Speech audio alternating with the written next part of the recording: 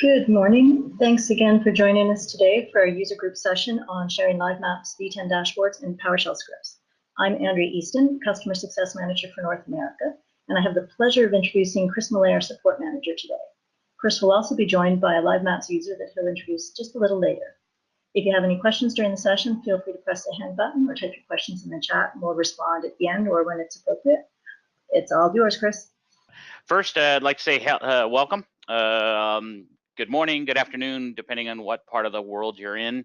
As Andrea said at the end, when we have our question and answer period, if you want to, you can raise your hand and I can unmute you and you can ask the questions yourself. We'll kind of go from there. Today's agenda is a lot of the stuff is basically based on the 10.1 features that we added, the ability to import, export dashboards. We'll go through some shareable links, which is basically the replacement of static URLs and how it's working and what it's intended to work like. We're going to go through some PowerShell query widgets, kind of a rehash of how it works a little bit there. Plus, I do have a guest with me today, one of our Live Maps customers, Scott Banyas. He's going to go through, kind of share some of examples that he has done. We also we'll have some handouts there that you'll be able to see, that you'll be able to take away from this session and kind of go from there. And then one of the other parts I wanted to add into this mix is how to change the theme of your portal. Right now, as most people have noticed, that the dark theme doesn't really work in the newer side of the portal when we switch to 10. However, I do have a CSS file that you can change to convert it to dark, and I'm going to go through that example there. And then, of course, at the end, we'll open it up to questions and answers. Questions, answers can be about anything. They can be about the subject matter we have here, or it can be about if you have anything pertinent that you want to ask me. We'll kind of go from there. So the first thing I'll talk about is importing and exporting of dashboards. Now, in the handout section of your GoToWebinar, you should be able to see about 4 files. 3 of those files are dashboards that you're going to be able to take away from here and import into your environment. You know, when we came up with the new concept of our summary dashboards, we decided that we do need to have the feature of being able to move those summary dashboards from either a dev environment into a prod environment, or the ability for you to create dashboards and share those out. So we came up with 3. It's our first 3. Hopefully they're usable or something you find usable. So first one here is kind of an overall SCOM health. We have another one that talks about SCOM noise, some of the things that may be noisy in your environment. And then the last one is actually kind of a SCOM SQL health. So let me go back into administration and go into manage dashboards. Without repeating myself a lot, this is the manage dashboard section. Shows you your widgets, shows you your ability to view it, go directly to it, to clone it, to export it, and to delete it. If I export it, it'll actually download and go into your downloads folder as a text file. If I open that up, now I'm about where I was at before. I can actually see that it's basically a bunch of JSON. You do have the ability to, if you wanted to rename it before you imported it back into a different section, you can. Each one of these sections below the values, basically before type in JSON, these are all the individual widgets themselves. I'd like to kind of explain that. So if you did want to remove a widget, or something along those lines, then you have that ability. One of the keys to this whole thing, though, is this global key. This is how we identify this particular dashboard itself.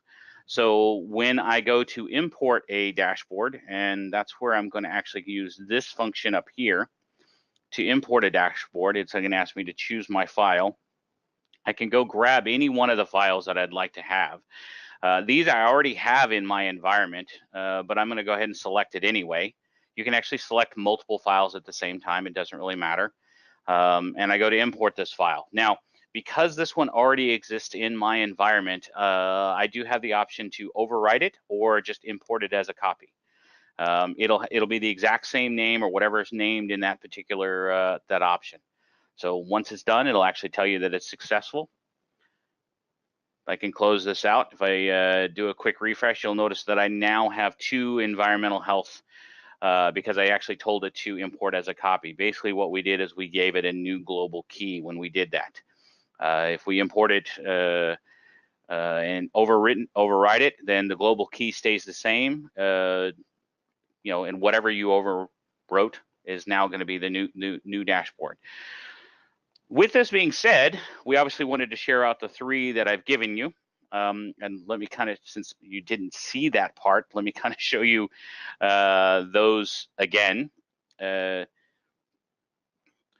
In SCOM environmental health is basically going to give you some, capacity of what's going on as far as memory and data warehouse and the health of your management servers, data access, things of that nature.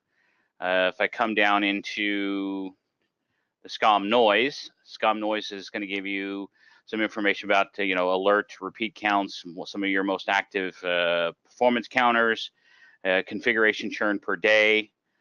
We didn't really assign a health state to these. It's because the churn can be variable, but we did want to be able to show you each of the properties. And then the last one that I want to show you is going to be the kind of the SCOM SQL health.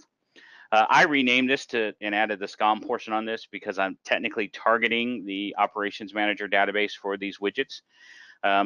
We left this up here so you can realize that these 4 widgets here and this one here are actually targeting the master database of your SQL, but you don't necessarily have to give it DB data reader or anything of that nature, but you do need to give it view server state properties rights in order to be able to see some of this information. Good news about this is once you have it in place, if I put this in edit mode, nothing stops me from turning around and taking this and changing the database source to like your data warehouse if you've got it on a different server, or if you want to change your source and have this kind of the same SQL health dashboard and target it to a different SQL server. And so you can see some of this performance data. That's what's nice about this. It's all basically SQL queries that are being pulled in. The question is we made it simple to target the Operations Manager database. So that's the import export feature that goes along with this. The next portion of this was shareable links. So people liked the ability for us to have our static URLs, but static URLs had some issues at different times. We kept getting requests to make certain improvements. So we decided, okay, when we rebuilt the dashboard, we'll figure out a new way of creating a static URL. To get rid of the static part of the name, we decided to name this, and because it is technically something different, we called it Shareable Links. If you come into your administration again, I'm actually going to, there's 2 parts to Shareable Links. There's a user credential store, which allows you to add new users into the mix. So if I want to, I can add a credential in here, and basically it's the user, the domain user, and that's pretty much what it is. It's whatever rights someone user that has access into SCOM, so that we can use this in a static URL. You can give it your own display name, and you can give it comments or whatever you want to see there.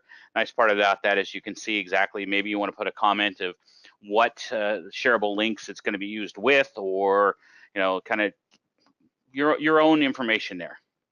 Now the next part is the actual shareable links. Shareable link allows me to create any link I want. This is the listing of those links, by the way. I wanted to start here to kind of explain some of this stuff. So the nice part about a shareable link is it can have spaces in the name. We do allow you to have notes. If I put this into an edit mode, then you can see some of the options that are in here. You get to choose the credentials that you want to add. The nice part about the whole part of the reasoning for adding user credentials was we had several cases where a credential may have changed, a URL or a password may have changed. Well, in the old way, you used to have to go through and go through the process of basically adding and saving the credentials in each one of your links, the static URLs that you created. Well, now all I have to do is go into my user credential store, change it there, and it's accessible by all of my links that had that credential. So I don't have to worry about changing it multiple times. People have asked for notes because they wanted to have a note on what a link was for. You can also disable the Object Explorer. Basically, it makes it so that you don't drill down in it at all. So this happens to be the administration portion of it. Well, what I'm going to do is come into this here, and where's my example? I think that's a good one. So here's just an example page that I have in here. If I want to create a shareable link, then I have the option to create that. This is only going to be if you are a SCOM admin. You'll see this option.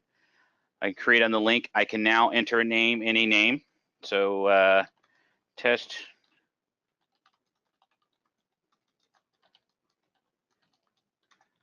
Test user group or test shareable link for user group 11. Obviously, I put spaces in there. Basically, instead of the whole concept of using a 10-digit ID that we put on there, we're now allowing you to create the name however you want to create it. So that way, it's something that you recognize and you know as you go through. It is a summary dashboard. For right now, that's the only ones that we can create shareable links with. This will change as we bring more parts of the Live Maps portal application in future releases. As we bring more parts over into the newer Angular side, the feature will allow you to choose things like services overview, or maybe a service map, or custom dashboard, or as we bring parts over so it all becomes more of one application. Choosing the credentials. If you haven't created the credentials already, you do have the option to add one right then and there. So if this is the first time you've created it, you don't have to go into the user credential store first to create one. You can just move over to the user credentials tab, add the information at this point. Enter whatever note you feel like you need at that point, and then simply click on add. Now, what that's going to do is this will come up and give you the URL that I can copy to a clipboard, and now I have access to this particular link. Technically, if you wanted to, you could go to this link because that is exposed to the outside world. If you wanted to type that in and test it out yourself, it would work directly for you guys too. The nice part about this is if I come in here, click on it, go right directly to it. With static URLs, a lot of times I had to open up a incognito window to test. Now I don't have to worry about that option. Also, we no longer kind of hard code the first part of the URL. The other part that was part of static URLs is you always had to kind of open up the page directly as the user would gain access to it. I don't have to worry about that option anymore. So if I open this up and I create it on a kind of a local host, all I have to do is just change the URL at the very beginning to go to how the end user would see it, and then they would have access to it. So that's kind of shareable links in a nutshell. Now, we'll obviously be adding more to the portal where you'll be able to add different links and be able to go to different parts. Right now, of course, it's just the summary dashboard. But the nice part is now you actually have a quick and easy way to see, the shareable links that you have, and then I can go to that link if I want to. I can, copy that link to the clipboard from here, so you can go directly to it, or I can turn around and delete it. So if I want to remove this particular link, I'm done with it. We're trying to make this a little bit easier way of seeing things. So that's kind of the first two things that we've gone through. It's the import, export of dashboard and the shareable links. Those are the main features that are in 10.1 as it's come out. So now let's go ahead and move into the next part where we'll talk to Scott. Hi, Scott. Hello. So I've done a couple things, and Scott's kind of joined us to share out some of those things that he's done. I want to show a couple of things he's done first, and these are just kind of screenshots that I've embedded in here. So Scott and I have worked a few times on different PowerShell things that he's wanted to do. One of them I've already posted on our forum, and I'll actually show that first. I think it's this one. Nope, I was the wrong one. It's actually number 1. So in the past, actually, I'm getting ahead of myself because I said I was going to talk a little bit more about the whole PowerShell how it worked and all that other beforehand.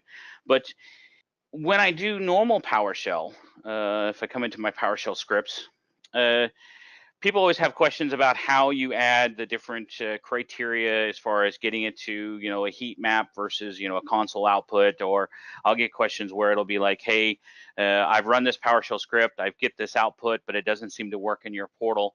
And the biggest reason for that is a lot of times we have to format the data. So in here, I have my script and I can select my different views that I want to see. And I have my script itself, but the key to this is this help button here. In order for it to format correctly, depending on what you're wanting to view, it does have to be in a set format. So in the case of the grid, it's just kind of, hey, as long as you're outputting it in kind of a table format, it'll work. If I want a single metric, then I do have to have things that are formatted in a title and a value. Bullet graph, pie chart is the same thing. That's kind of the biggest one. Entity state, that's a entity state, and the heat map. Those are the little more complex ones that we have to have, because they do require kind of a class, or is it available? Is it in maintenance mode? These are kind of the things that it's required in order to get it to work, or at least work correctly. Bar chart, it requires an X and a Y value. The console is kind of the simplest output. Whatever you get in your normal console, that will go there. Now, I bring all that up because this is one that is going through a pie chart. And what's interesting about this is that I went through the process of actually adding all of the objects ahead of time. Basically, I initialized each object that I was looking for. In this case, I'm looking for a count of, whether it's available, whether it's an error state, whether it's warning, healthy, in maintenance mode. Basically, I kind of had to initialize all that ahead of time. Well, that's great, except for what if you don't know what the portions are going to be? In this case, it was fairly simple because it's a use context. That's when Scott comes to me and says, okay, I need this. But I need to do it dynamically, because he has a PowerShell script, this one here. Do you want to talk a little bit about what you were trying to accomplish here? Or? Yeah, so actually it wound up being an outcome from a meeting where managers were talking and didn't have a clear or easy representation of the number of different operating systems we have for our Windows server environment. So I had a script and I knew in theory what I wanted to do, the pie chart being what I wanted to use, but then representing each of the operating systems that we had found and discovered within SCOM. So I went to Chris and said, okay, I've gotten it this far, but I'm stuck. So he took what I had in the PowerShell script and found what we needed to augment to it, and the result is a dynamic PowerShell,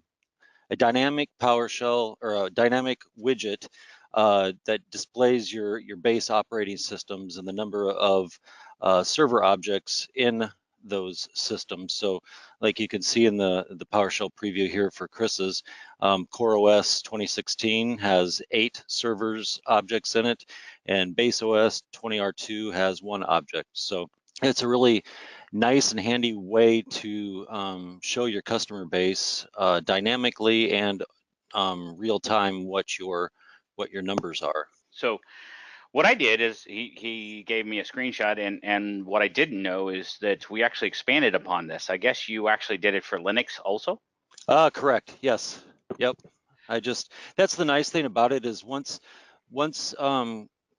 we worked through the dynamic portion of it, you can pretty much apply it against any class that you're looking for, or group, or whatever. So yeah, the initial project was just for Windows, and then because our particular group that manages our server environment does both Windows and Linux, I added the Linux versions on there as well. So yeah, this will show in our environment, show you both our Linux and Windows environment. So one of the other handouts that you guys have is actually our PowerShell scripts that we're showing. So the one for Windows is actually already in there. It's something I've already shown and put on our forums. So so that's what will go there. What I don't have is the one that works with the Linux one. So I'll try to get that from Scott after the fact, now that I'm just asking him for it. And see if we can share that out to you. I'll probably post it on the forum so you guys can have that. Which, by the way, I would really, really like if other people had PowerShell scripts that they would go ahead and run with and give me at any point in time. I did happen to see one of the questions that popped up. Normally I wait till the end, but a question happened to be asked is, does this PowerShell for the OS only works with 10.1? No, it also works with 10.0. It won't work with prior releases, but it should work directly with. There's nothing in here that is stated directly for 10.1. So now let's go to the next part of this. There was another kind of interesting thing that had come up that we had, and that is in my sample 2. There's actually a second section to this. So I'm gonna let Scott kind of take over and explain what we were trying to do with this and kind of go from there. So this was another, I guess, requirement from our server group. Actually, and it wasn't from our server group, it was from our DBA group, wanting to know the last time their servers were rebooted. Looking at different options and different ways to do this, I wound up expanding I think it was the Windows Computer class, adding an attribute that pulled the last boot date and time from the registry and stores that in an attribute, and then we were able to use that via PowerShell module to display in this this summary dashboard. So the left-hand side that you see there is last boot date and time. The blurred out portions would be your server name, your FQDN server name, and then it shows the last boot date and the last boot time. Originally, and I don't recall if this one still is or not, but if it was outside of a 24-hour window, it stayed green. If it was inside a 24-hour window, it would turn it to yellow, and that was all controlled underneath in the PowerShell code, where you can set your health state for your display object. And then the servers rebooted today was basically just a narrowed version of that last boot date and time, where the query just looked for servers that had rebooted since today, since midnight, basically. And then I just kind of kept growing this and adding to it for our team, as they found it to be very helpful. So below that one, you'll see maintenance. That's just pulling any server objects that are in maintenance, and then the notes that may be associated with why they are in maintenance. Unexpected system shutdown is a curious one. We recently had come into an issue with our Wintel environment of a patch or something that was affecting a handful of servers that would just spontaneously blue screen and then reboot themselves, and were affecting production systems. So initially we were catching the alert just based on an event ID. I think it's 1074 from the system event log on the Windows servers, but we weren't really doing anything with it. Management wanted to know what was happening in that environment. So what I came up with is being able to add in, similar to what the servers rebooted today and last boot date time are, add in a column or add in a widget that would show if any servers unexpectedly rebooted and what they were. And if none of them unexpectedly shut down today, then you get Mr. Happy Man with his 2 thumbs up. Which I really like, by the way. The last column is those servers pending reboot. Part of the management pack, once I get it scrubbed and share it with Chris, and I think he'll share it out to the user groups or the forums, we query the registry periodically to check for pending reboot states due to applied patches, file name changes, things like that. There's like 3 or 4 conditions that would flag a pending reboot for a Wintel server. So we capture those and then we put them out there as well. And then finally, once again, I've kind of become a big fan of the pie charts, if you can tell. The last one is just shows the unexpected reboots or unexpected shutdowns, reboots, and pending reboots for the environment, focused mainly on the Wintel environment for today. So that's what I have. All of the PowerShell for this will be available as well, I believe, right, Chris? Yeah, so I do, by the way, I do have this particular dashboard in my system. I think it's this one here, maybe. So the only reason why I keep getting a spinning circle is because I currently don't have the management pack that he's using for this. I want to let you know that what our plan is to basically take this, share out that management pack, because the management pack is basically making some of those references, adding those property values for the reboot times and things of that nature. I want to make that available to you guys. Thank you, Scott, for allowing me to do that. I would also like to take this, obviously, this dashboard, and since it is something that I can export once I have up and running and can show you, then I can share that out at the same time. Obviously, we have to scrub it with company information and things of that nature. I'm going to, by the way, post this in our forums. If you don't know where the forums are, it's in what, discussion, support? Is it actually?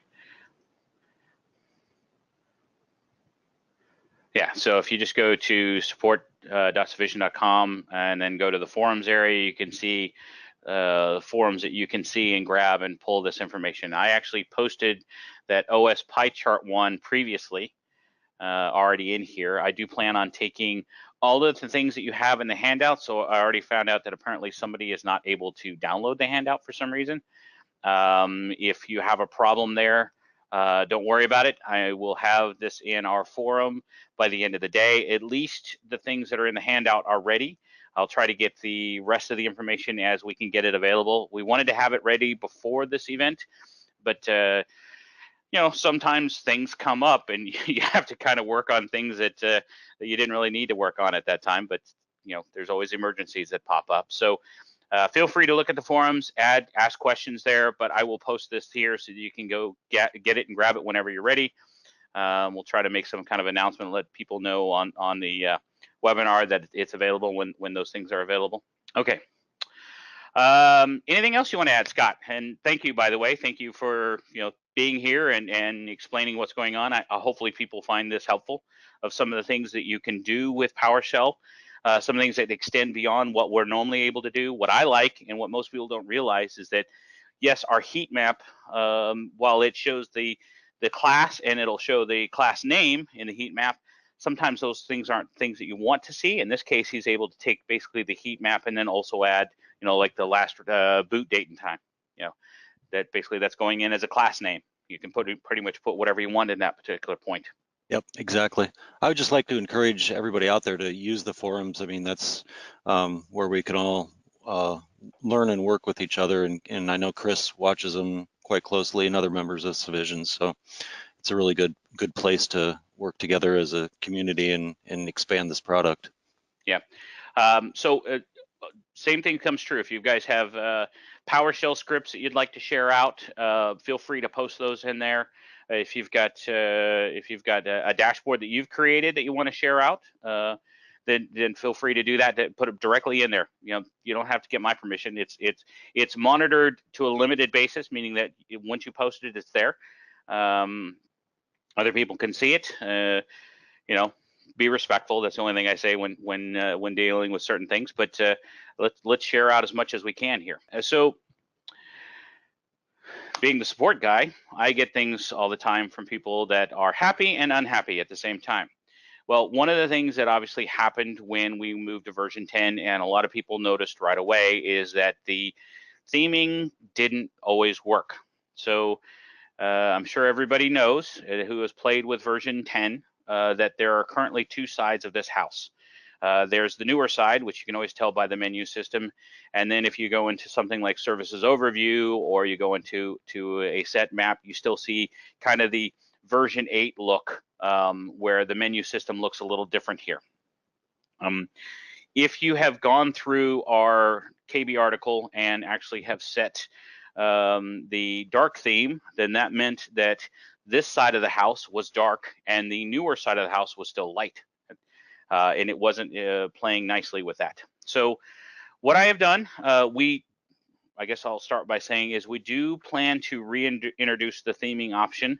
It's not something that we wanted to just get rid of, but it is something that until we are fully over on the angular side of our house and everything is all in the same side, it's kind of a half job. So until then, I have this option. If anybody goes to the Civision website, I've made this available. It is a work in progress. I'll start by saying that. If you just simply do a search for the word theme, what that's going to do is kind of search through our KB articles and our blog articles, but that will bring you to this, how to set a theme globally. I just updated this yesterday, so if you've been to this page in the past and didn't see this information, that is why. There is a portion that still says the version 8.7 or above. I said that because it still does part of version 10. You can still add the portal theme dark, and that will add it into the dark theme. That obviously does the older side, or the version 8 side of the application. However, there is also a section that allows you to see the override CSS file. If you click on this basically is just going to open up a big text file. I'm going to actually copy this and show you it today. So coming into the location that you actually have the portal installed, if you go into, this is the typical location of where it's at. See iNet Pub, Live Maps Portal, and then content. The key there is going into the content subfolder of Live Maps, depending on where you have it installed. There is an override CSS file. I suggest opening up that file and looking at it first. Chances are you're just going to see this little bit up at the top. This is most likely going to be blank. I keep adding to this because I'm playing with things and trying to make sure things look, the way people want them to look. You can see I've actually remmed out a couple things because I was actually changing the font weight of my tiles. Somebody wanted them bigger. This is what I ended up doing. So if you just paste this in here, add the contents of that file in here and save it. Now I can come back in here, go back into home. Now the first time it realized that it's cached information. So if you're still in the browser, even closing the browser and reopening it, it may not have it right away. If you want to see if it's actually working, I suggest just opening up an incognito window first. I still have this as the light side, so that's why this is the older side of the application. So that's why this is still white. Let me log on real quick. And you will see that I now have it in dark. You'll notice that I did this quite deliberately. I tried to use the title and the menu system to be the same color as the dark theme. I've only done this with dark, but you'll notice that as I come through here and do different things, I do try to make everything dark and kind of match what the other side was working. So even coming into the managed dashboards, I can go through there. If I go into any one of my summary dashboards, those won't be good. The old user group ones, those may be interesting. So this is a global setting. This is for everybody. It's something that is there that you can play with. I will say this much, that this is as of 10.1, this file. as we have new releases like 10.2 and 10.3, until we get a true theming system in place, I will be updating this one into the dark theme because that's a personal favorite of mine. If you have a request, like you're currently still using the blue theme that we had for live maps, and you would like to see this in the blue theme, let me know. I didn't know how many people actually use the blue theme. I'm more than willing to go through the same process and try to change it into the blue theme side of the house to make it match and kind of add to the colors as far as that goes. So most of your newer side will be obviously I still have some white. It's not perfect, but it's better than it was as far as being able to see things. This is obviously something I've done to allow people to have a dark theme, and hopefully this is adequate enough. If you do find something that doesn't quite match up right in your environment and you'd like to see a change, feel free to send that to support. Say, hey, I'm using your override CSS file. Give me a screenshot of what's not lining up, as far as what it sees, and I'll try to get to that part and see if I can update it. So I do plan on keeping up with this override CSS file, this dark theme one, until we've introduced the fully theming option in here. So we do get questions on, hey, how can I change a color? How can I change something along here? Changing colors is pretty simple. Changing fonts is a little bit different of a story. In case you don't know how to figure out what color or what is what in a different area, I'm going to kind of do this kind of ad hoc, so excuse me. If I'm in Chrome, and this is the keyword Chrome, I'm not saying this will work in Firefox or any other one, but if I open up F12 and go into the developer tools, that will allow me to see this pane open up. If I right click on anything and go into inspect, that will kind of highlight that particular option. It's not always going to be perfect, so sometimes you have to move up or move down to see how things are set. But you'll notice that this one is actually in an error state, and I can see the error message here for that health state. If I wanted to, I can turn around and change this into blue. I find it's helpful from a learning experience, and this is kind of how I created that override CSS with the help of, by the way, just in case anyone wanted to know, we do have a couple developers on the line listening in. They wanted to kind of hear what people say, or especially the question and answer part of this house. Also, suggestions, things of that nature that are coming from what people are wanting to see in the product. But as you notice that I can click on this and find and add the different colors. It did a little refresh on me. So if I find it, I'm good with something, like I found it, I like this particular one, I can literally take this and copy it and paste that directly into an override CSS. Be careful, test it when nobody else is looking, because this could have an adverse effect on something else. As I was building this, I found that yes, I changed one thing one area, it changed something else in another area too, because I wasn't expecting it. So it does take a little bit of trial and error and practice. If you're after something specific, you can email me or support@civision.com, and we can kind of go from there to try to play with those things. I figured I would go ahead and talk about this just to show you how I did this, how I created the override CSS, go into a little bit of it. Some people may already know this stuff, some people may not. I did not know until one of our developers actually kind of taught me this process. You're not always going to find the exact one. You will notice, like some of these, this is actually pulling the data from the override CSS. So your actual color may be up, it may be down, it may not be on that one. It may actually be several layers up before you find the part that you're after once you do an inspect. So if you have questions, feel free, send an email. I'll see what I can do to help. So quick recap. We did the import export of dashboards. We talked about shareable links. Thanks to Scott, we had some, not only talked about PowerShell, but had some direct examples, and hopefully we'll be able to share those out to you shortly.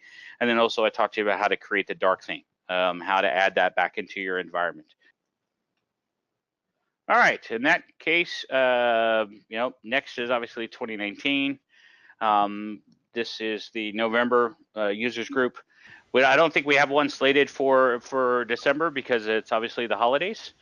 So the next one will be probably January timeframe of 2019. I do want to thank everyone for joining.